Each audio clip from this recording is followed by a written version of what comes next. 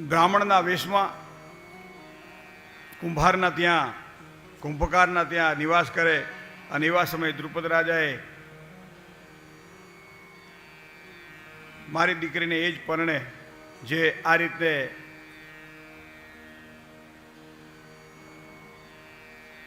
એવો એક સંકલ્પ કર્યો, સ્વયંવર કર્યો.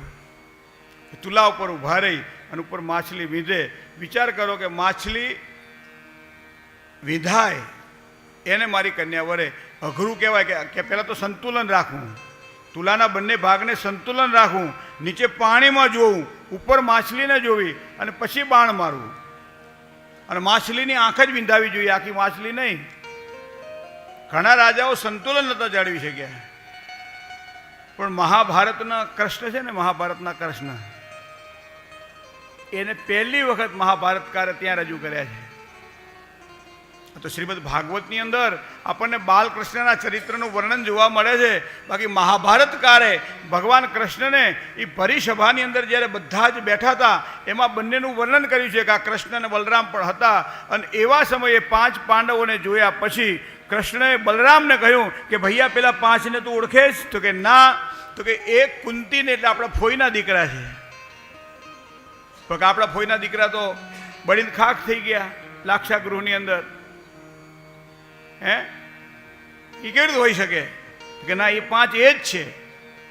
પહેલી વખત ભગવાન કૃષ્ણના દર્શન મહાભારતની અંદર અહીં દ્રુપદ સભામાં થયેલા છે.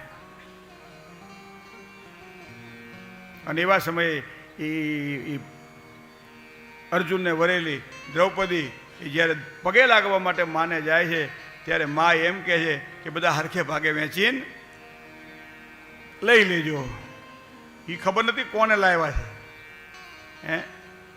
પણ એનો હંપ જુઓ તમે કે માએ કીધું એટલે વાર્તા પૂરી થઈ જાય.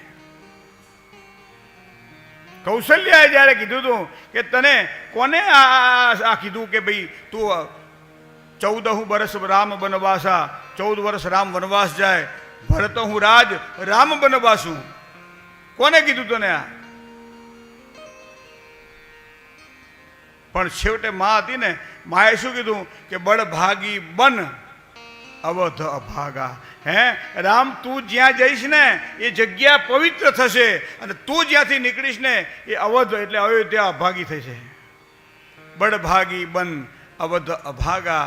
કારણ કે જ્યાં ભગવાન છે ત્યાં સર્વત્ર છે અને જ્યાં ભગવાન નથી ત્યાં કશું નથી.